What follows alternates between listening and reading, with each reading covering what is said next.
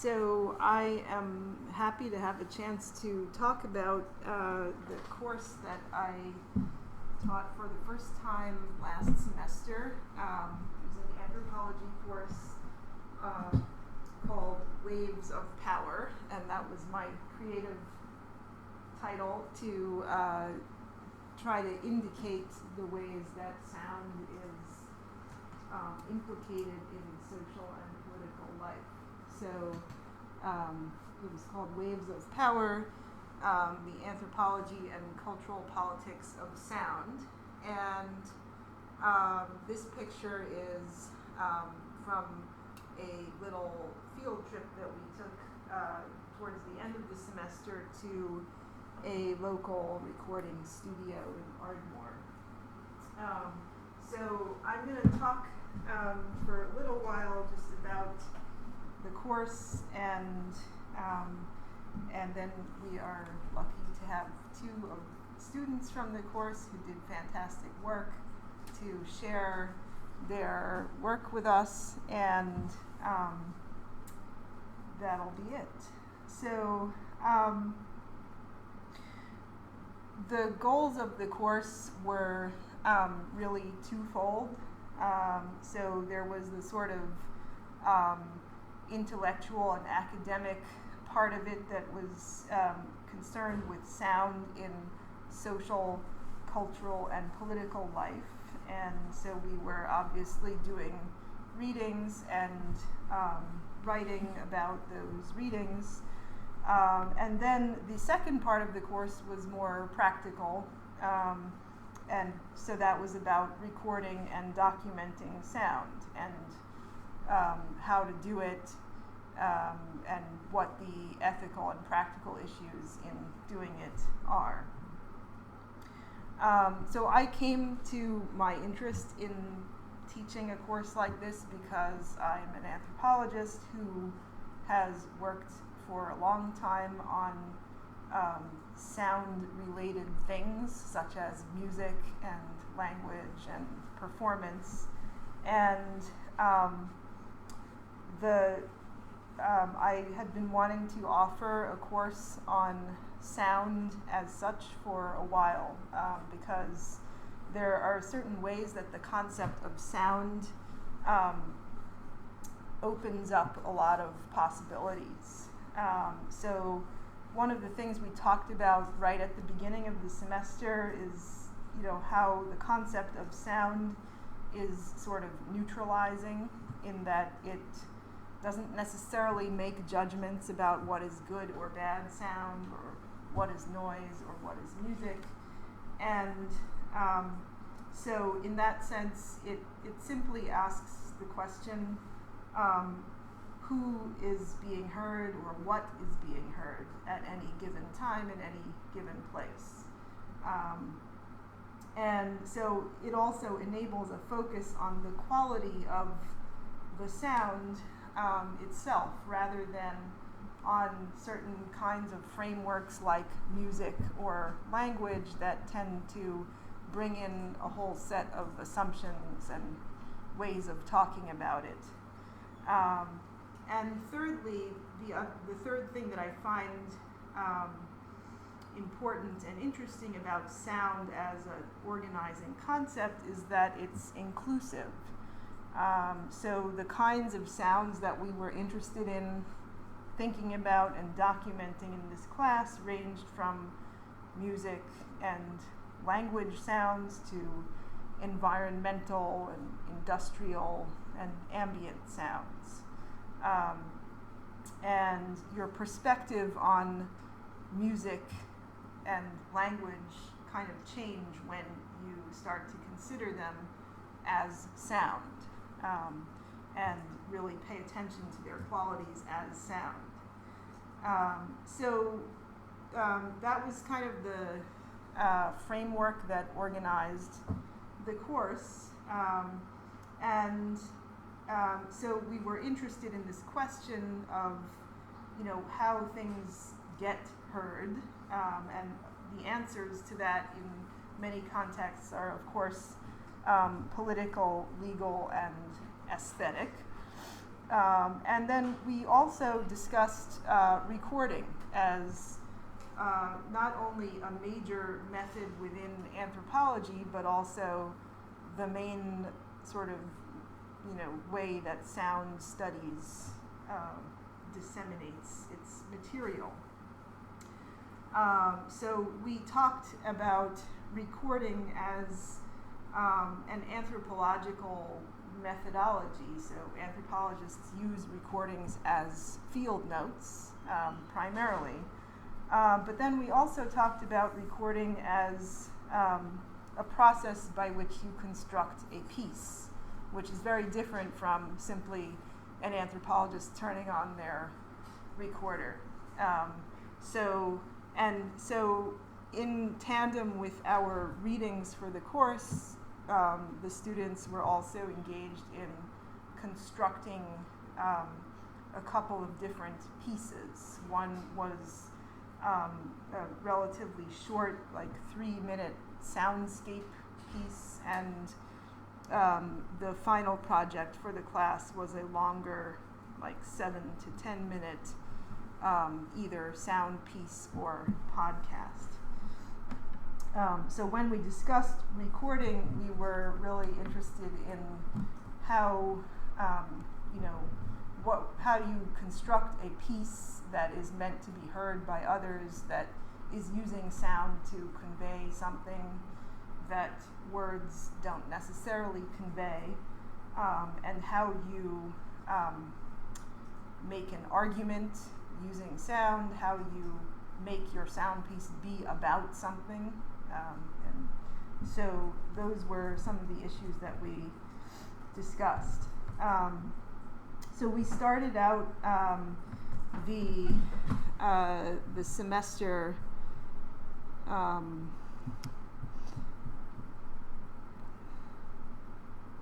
just give you a sense of this is on. We started out the semester talking about the concept of a soundscape and the ways that the soundscape concept was originally articulated in the 1970s by Murray Schafer and some others who were really not anthropologists, but who were composers. And but the idea of recording the sounds of a place and then somehow compiling those into something that could be disseminated was something that Murray Schafer, who's a Canadian composer, pioneered in the 1970s. And the concept of a soundscape came out of Murray Schafer's writings. That concept was then taken up by anthropologists, most notably by Stephen Feld, who is an anthropologist who works on sound and works in Papua New Guinea, and has also done a lot of recordings. And his recordings are pieces that are, disseminated by CD. So he's done soundscape recordings, and in the first part of the course, one of the things that the students did was to listen to some of those soundscape recordings that Stephen Feld had done, and to think about what it means to actually do anthropology via sound rather than via words.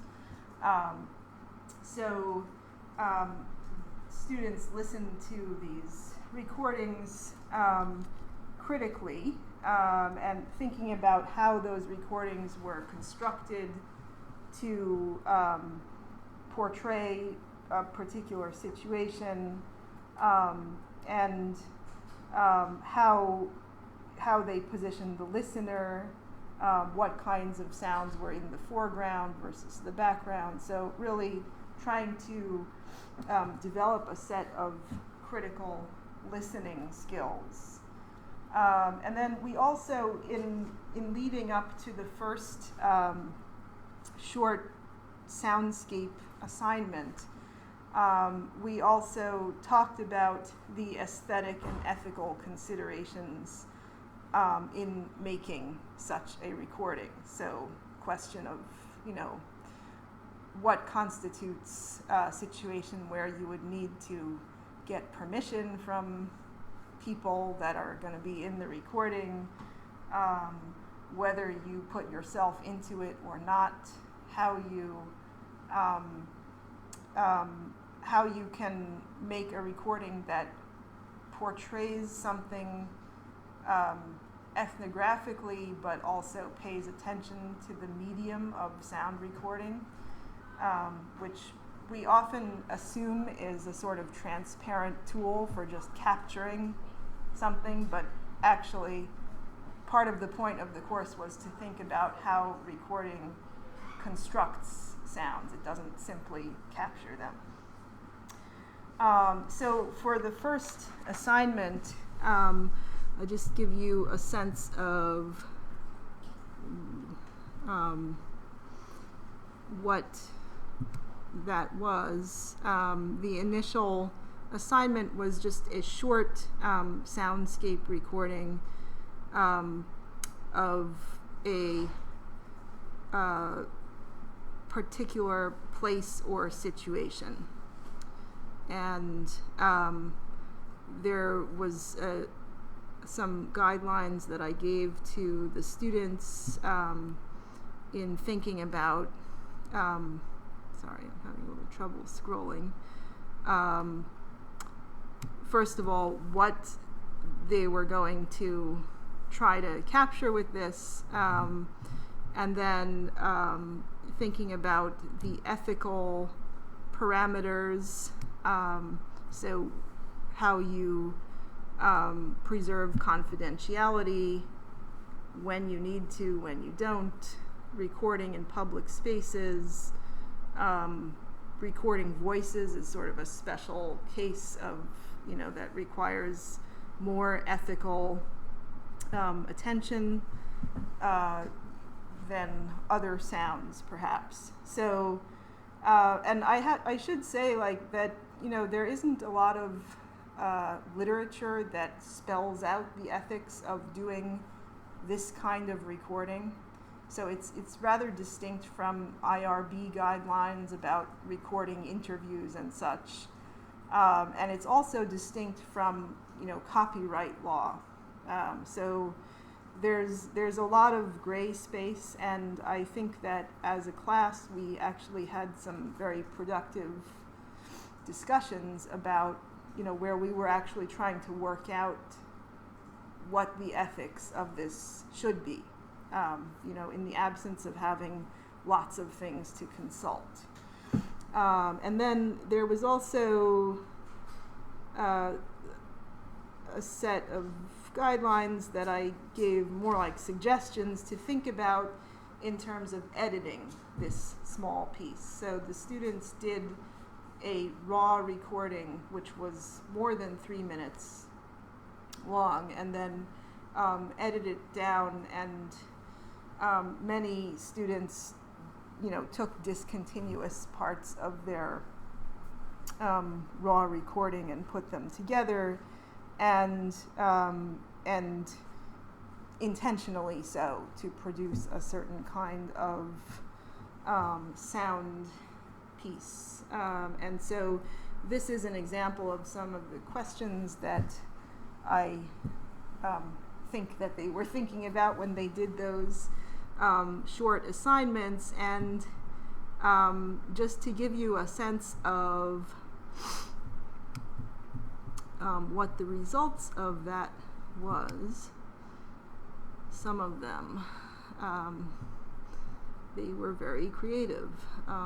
So I'm not going to play these because we have some real live students here who are going to talk about their final projects, but just to give you a sense of the variety, one student recorded her treadmill workout, right? So again, this idea of sound as enabling you, as a concept, enabling you to focus on very mundane, everyday kinds of things. And she recorded the sound of the treadmill at various points in her workout and wrote an extremely insightful piece about how those sounds illustrated certain dynamics, larger dynamics within society regarding competition and mechanization and body image and obsession with exercise and all sorts of things. So that was an example of one, and I'll give you one other example. This student constructed a short piece on the transition from the summer clientele of Ocean City, New Jersey, to the sort of regular locals.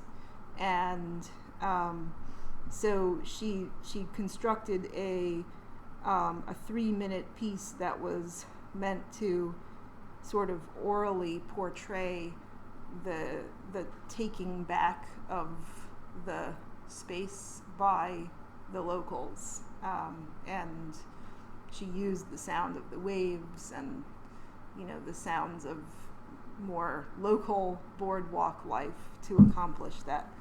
So that gives you a sense of what the students did in that first part of the course. In terms of the rest of the course, there were really two sort of main topical, like, clusters of things that we looked at. So the first one had to do with the politics of sound in public spaces. And I'm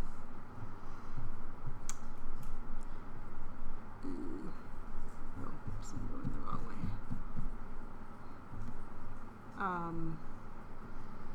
And here on the,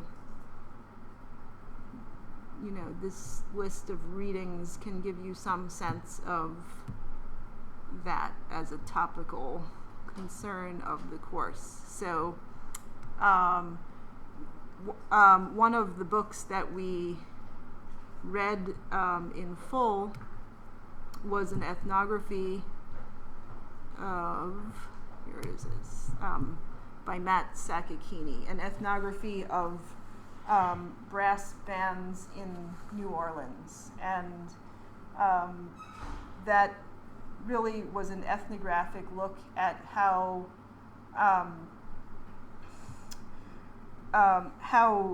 African American brass bands are making claims on public space in New Orleans, and how they're simultaneously being claimed as money-making sort of examples of heritage. So there's a tension between the tourism trade in this music and the use of the music by people who are conducting jazz funerals and parading in the streets, the use of the music to actually claim urban space and claim a place for themselves in the city. Some of the other things that we read, the other full-length book that we read was called Religion Out Loud, and that was that's a book that looks at debates about religious sound in different contexts in the U.S., so different spaces and different temporal contexts. But the overarching idea is that debates about religious sound are, they have to define sound as good or bad, as desirable or not desirable, and that gets done differently at different times and places. So we also, in the context of that part of the course, one of the interesting things we did was look at the Philadelphia noise ordinance, which is just up online, and we looked at how different kinds of sounds are delineated and what is considered to be acceptable versus unacceptable noise now in present day Philadelphia. The other sort of main topical part of the course had to do with, I guess, broadly speaking, technologies of amplifying and disseminating, recording and manipulating sound. So we looked at that in the context of things like the use of the iPod in the context of the Iraq War. One of the books that we read significant parts of is a book called Listening to War, which looks at the Iraq War from the point of view of sounds and how sound was used as a weapon in this context, and that included the use of the iPod as a technology for sort of self-preservation and also as a technology that could make sound into a weapon. We also looked at recorded sound, radio, film, and then kind of culminated the course and that part of the course with the visit to the sound studio as a place where sound is manipulated and as a space that could be ethnographically considered, right? So we normally think about the studio, well, if you've never been to one, you think about it as a complete black box, and so we were interested in thinking about that as a space where decisions are made about sound, and sound is consciously manipulated. So that's sort of an overview of the course, and so we have two students here, Maren and Dylan. Would one of you like to start off by telling about your project, and I can pull it up here too. You go first. Okay. So my project was on kind of uses of sound in social contexts, specifically intonations in people's voices. So when people are talking to each other, it isn't just the words that carry meaning, it's the ways that they're talking. And probably you've heard of like vocal fry or uptalk or other ways like that people use to speak. So I was interested in are there other things that we do that we don't quite know we're doing but is happening. And also specifically, because we were looking at sounds in different contexts kind of throughout the class, I looked at my German class and the students there in kind of a formal setting, and the ways that they used intonations versus the same students outside of class in more informal environments, just talking. And then also my roommate and I, in our own room, and how that interaction might have been even more kind of private and relaxed. And so I kind of found that there were different ways that people tended to speak. So, yeah. Do you want to play a bit? Yes. Do you want to just start just from the beginning? Play from the beginning and Okay. go until you think that's a good place to stop. Basically.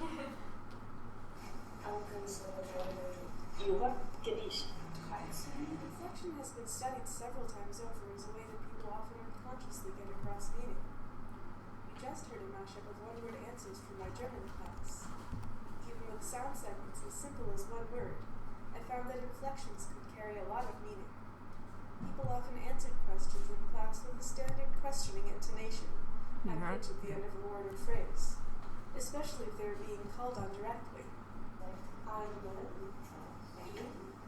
es geht auf den Tisch. When the professor called on people directly, they had to answer regardless of whether they were sure of their answer. This type of inflection was less common in questions the professor asked the class. One reason for this is that only students who were confident they were right would answer the question.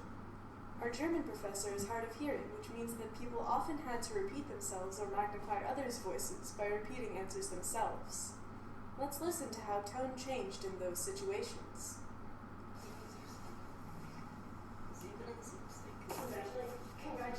The higher vocal tone, and therefore the question, has disappeared from the word. Students focused more on helping the professor understand than on qualifying their answers as uncertain.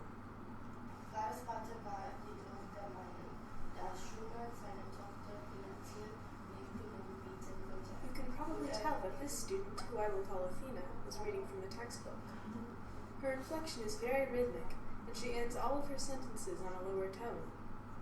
This was the overall pattern of students reading. There was no need to end on a high note of question when they had the words in front of them. Instead, they had to pay attention to pronunciation, which, in my own experience, takes away concentration from understanding the meanings of words. Speech therefore falls into a steady rhythm, without tonal emphasis to change the rhythm. Let's listen to another student.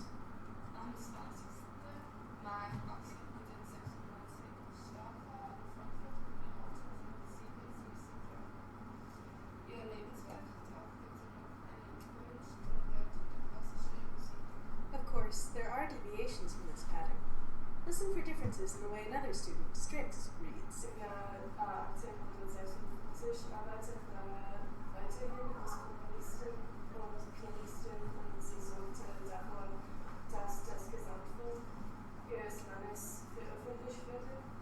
You might have noticed that this clip featured little tonal variation compared to other readers, except when Strix pitched certain words higher in the middle and end. Her higher pitch in the middle sought pronunciation confirmation for a specific word, while the higher pitch at the end of the sentence was a further query as to the correctness of the pronunciation. By focusing more on words that were more difficult to pronounce, and not adopting a reading voice, this student showed that she was more focused on correctness than on the aesthetic of her speech.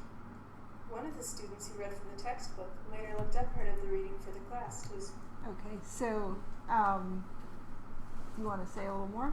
Yeah, so part of that, obviously you could tell I was narrating a lot of it, because it's all about how people talk, and I think it's very easy when you listen to that to just listen to the words or like try to figure out what they're saying if it's in German.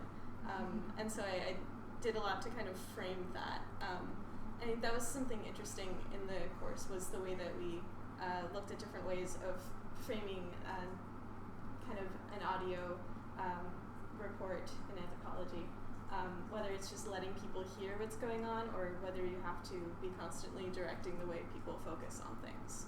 So yeah, that was important. Right, too. and so yeah, for the final assignment, the choice was the students whether they would sort of put it together as a podcast, which is kind of more how Maren did it, or whether they would just do a sound piece where the sounds are presented and there's a written thing that kind of explains it.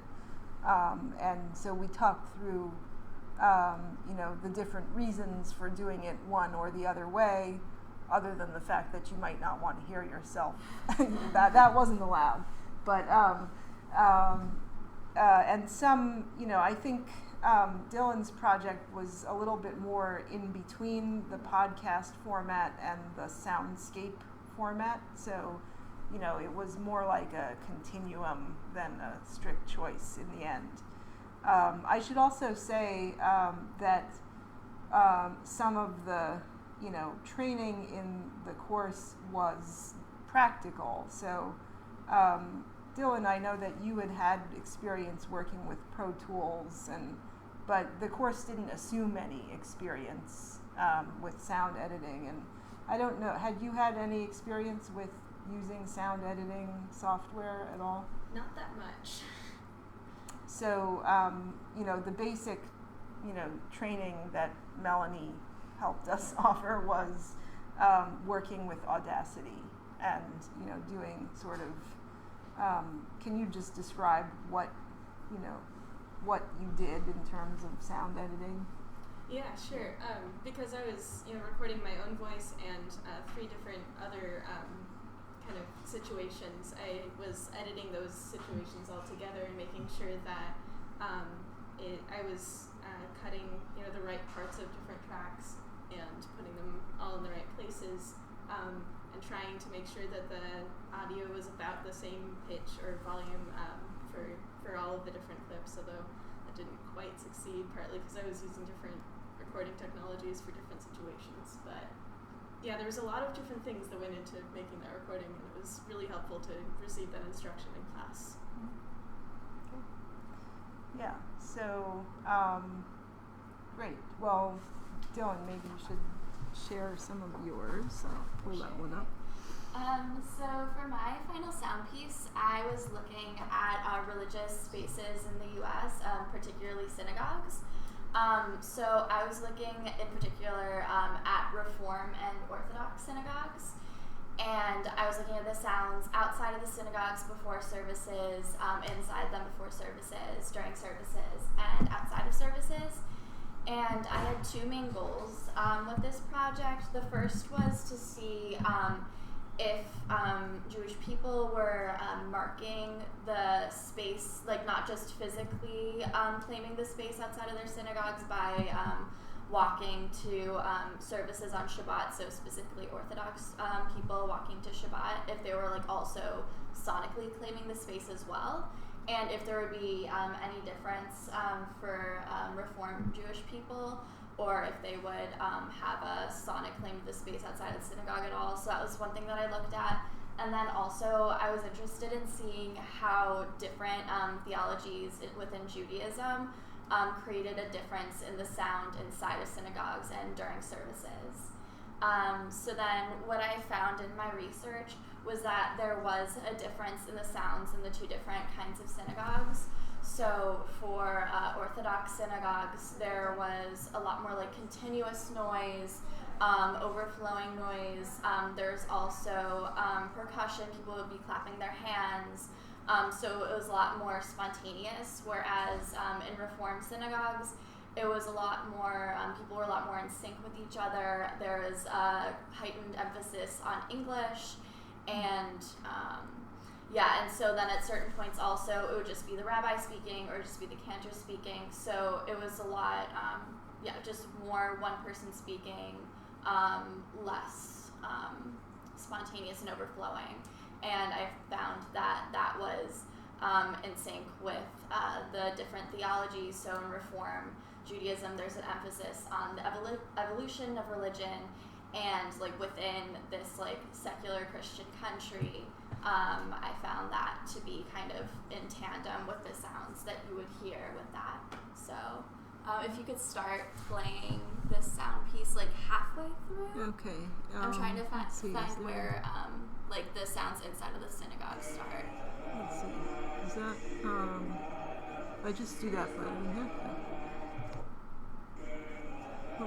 Oh, I have to drag it. Okay.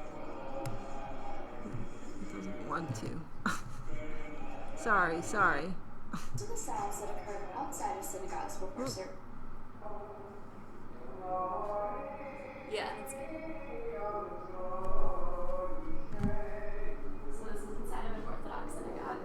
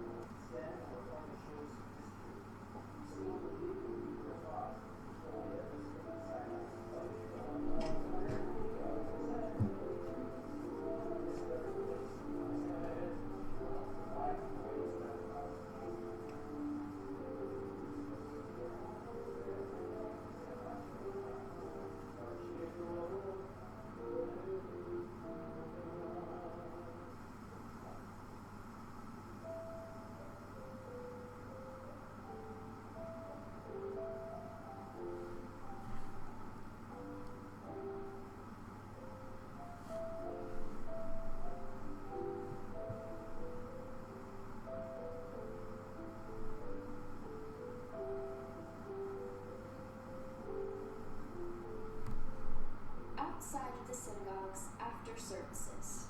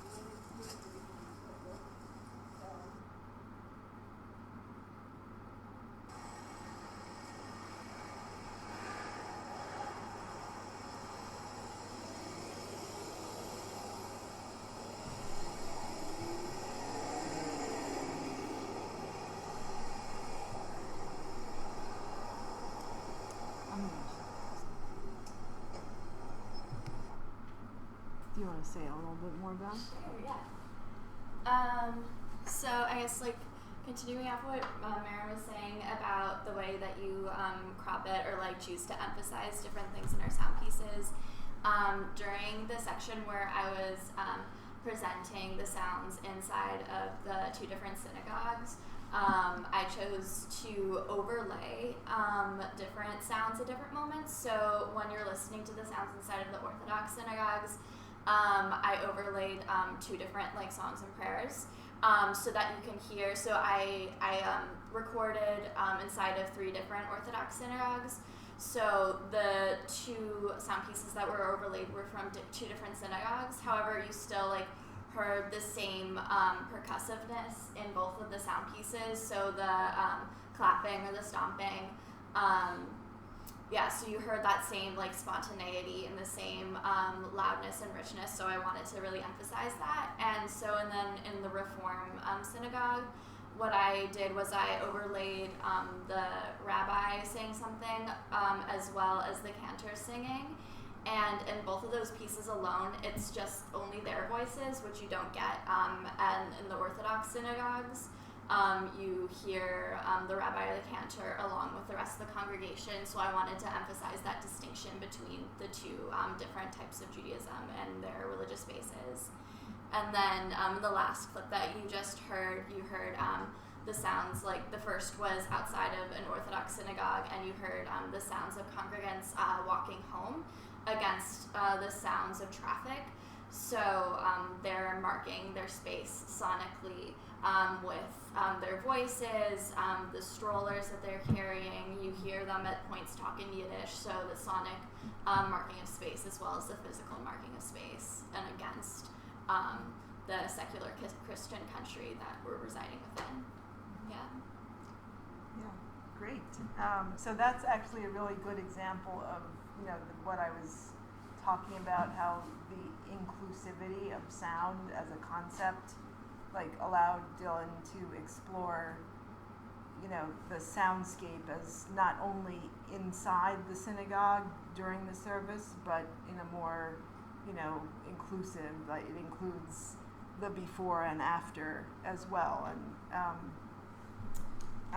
so I thought that was a really excellent way of sort of using the framework of sound. So those are a couple of examples of what students did.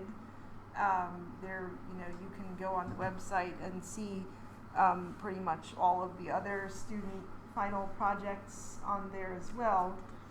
And I, just in closing,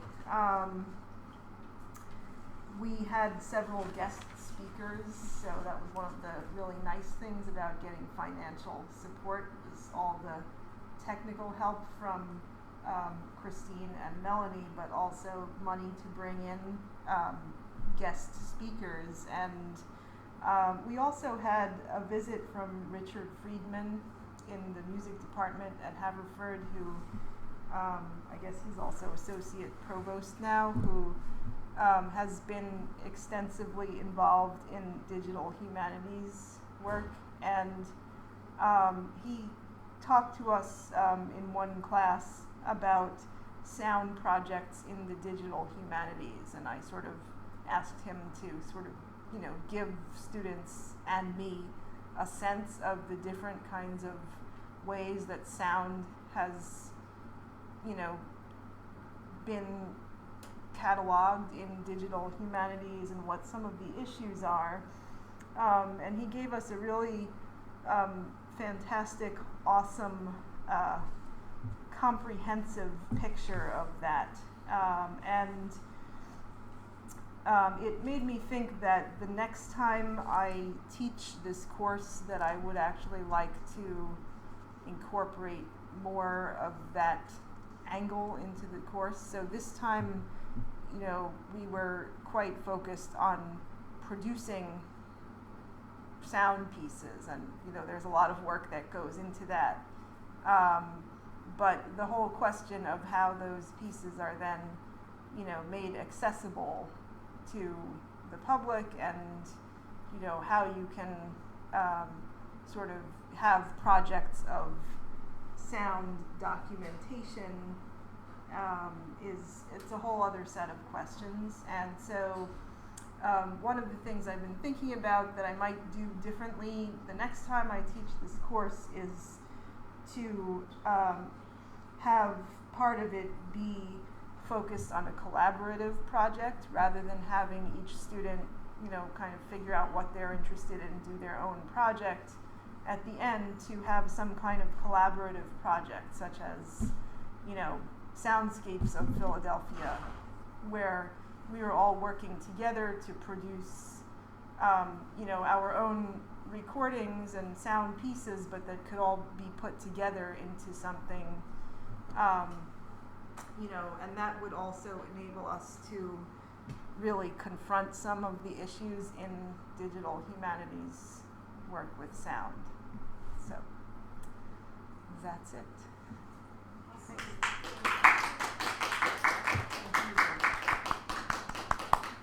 So, questions?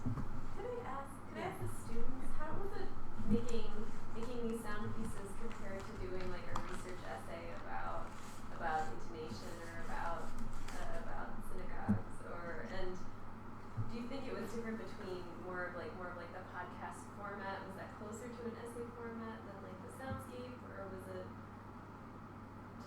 both a sort of similar experience or different experience?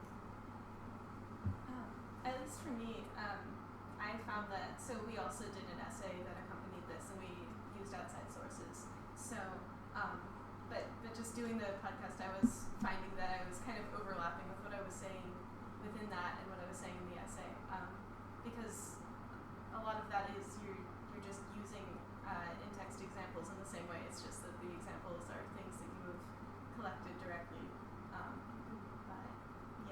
But there are also some research components, and those were really helpful.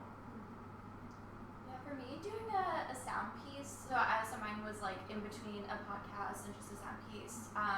And I found that doing a sound piece was really liberating for me, and was a really great way to not inhibit myself in ways that I might find myself doing when writing just a straight academic essay. I found that it was a great way to tap in. So I also I'm an artist, I'm a musician, dancer, and so tapping into some of the arts that I participate in, putting that in an academic context and using that to create this sound piece, I found was it like was a really great experience for me, just using different parts of my knowledge, and then like creating the essay accompanying that. I found to be really great, having done the sound piece already and done all that creative and academic work, bringing that back and taking that back into an academic place with the writing the essay. I found to be really great. Yeah. I guess that's maybe my follow-up question. But how hard was it to get beyond the sort of intellectual, like you're listening to the words and hear these experiences of sound? Was there anything that was that like a challenge to help students get beyond that? Was there anything that was particularly effective? It almost seems like a meditative practice almost to like be able to hear these things without immediately, just to hear language without immediately just thinking the meaning. Well, I think some of that like orientation towards things as sound versus as words, or oh, I know what that is. I think we did, we kind of ease into that, in the beginning of the course. I think in my experience, I don't know how you would all talk about it, but I don't think it was particularly difficult for the students to think about sound as such, but I think there's a lot of resistance more broadly in our society to thinking of sound as something that you can actually talk about in intellectual ways. And so really like what the assignments, particularly the final assignment, was asking students to do was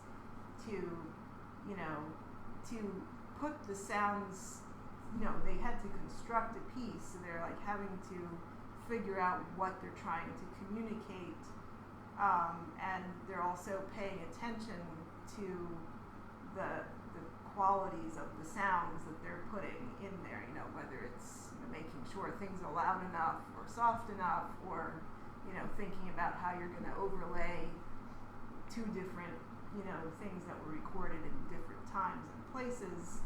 So they're making like aesthetic decisions that are based on this idea of trying to communicate something through sound. But then the written part of it was also explaining those decisions and providing a sort of accompaniment or a complement to the sound piece. So, I mean, we also talked about the fact that no sound piece is going to speak for itself, right? It has to be accompanied by some explanation. And again, that goes counter to the way that we usually think of sound recording as sort of like a automatic and faithful representation of the world. But we also were quite aware of the ways that sound recordings are constructed, and hopefully that's one of the sort of broader things that came out of the course.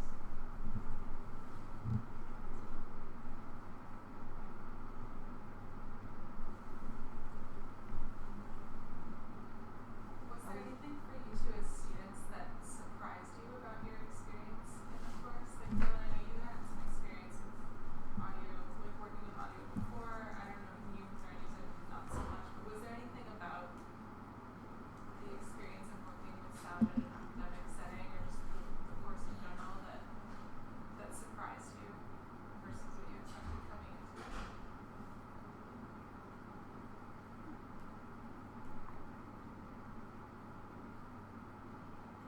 I wasn't necessarily surprised so much as it was just once we were thinking about things in that way, it's like a very different way of thinking, at least for me it was, than I usually think about, just anthropology in general. So, yeah, it's just a different perspective. interested how I like could just like take sounds in general and use it to make an argument or to present something, like present an issue or because I never really thought about sound or soundscapes doing that before this class. And so the way that I was able to put some light on the differences between different kinds of Judaism, I never thought before this class that I could use sound to get into that rather than just solely writing it, but seeing how sound can be used to get into an issue was really cool. Yeah. One of the things that we briefly considered was film sound, and so we didn't do nearly enough on that, but it led us to think about what sound, recorded sound alone can do versus sound that is put together with an image. And we actually had one of our guest speakers, Ernst Carroll, who runs the sensory ethnography lab at Harvard, is a sound recordist, so he makes sound pieces, but he also does sound for films. And he, in his visit, he spoke a little bit about the difference between making I don't remember if either of you were there at that. He spoke about the difference between making a piece that is just a sound piece versus doing sound for films, where the sound is somehow, beholden to the image, and that a sound without the image it has all these suggestive properties that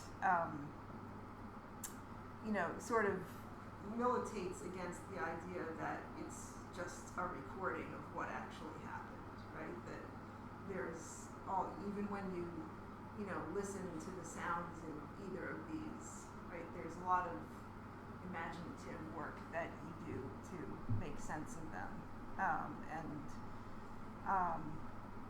and also it also brought up the point that Dylan just brought up, that isolating sound and taking it away from images often gives you some insights that you might not have otherwise had. I have just a broader question. After doing this, does it kind of make you see things differently? Like, do you find yourself analyzing things that you just kind of ignored before? Like, for example, like the German class, like how you know the different intonations and how, the reading voice is different than I'm not sure if this is the right answer, so my voice goes higher kind of voice. Like, do you see yourself noticing that a lot more, and can you kind of turn that off since that's not what you're focusing on now? Or Yeah, it's not like a total now that's my world. So don't worry if you're studying this type of stuff. But it just sometimes I'll randomly tune into it and be like, oh yeah, that's what's going on here. Or also in one part of the class we talked about different levels of noise, like things that are going on constantly in the background and things that are kind of in the foreground, and sometimes I'll just find myself noticing that about a particular space, like what are the sounds that mark it in a particular place, or what are the sounds that are constantly going on that you don't really notice all the time, so stuff like that. Yeah, and for me, after the class, definitely, I was more attuned to the different sounds around me, and over the winter break, before the semester, I went to Israel, and I was in Jerusalem, in the Old City, and particularly when I was there, and I was hearing all these different religious sounds, I was thinking about how this the physical space inside the Old City, there's the Jewish quarter and the Muslim quarter, and so there's different physical spaces that are blocked off, but along with that, just thinking about the sonic spaces, I hear the mosque, the call to prayer being sung, and then hearing church bells. So I was just really thinking about that when I was there, and I finding myself paying attention to different things coming out of Israel about noise ordinances and how that's like political and politicized. So I've been paying Actually, attention to that. Mina, another student from the class, just sent me an article about noise ordinances Yeah. in Israel. So I'll forward that to you. Yeah, for sure. Yeah. Yeah, so I mean some of the things we talked about, are some of the properties that are peculiar to sound, and one of them is that it can't be contained. So like the idea of having physical boundaries between quarters of a city, is one thing, but the sounds go over those borders, and so and that issue also came up in some of the readings about the politics of trying to regulate sound.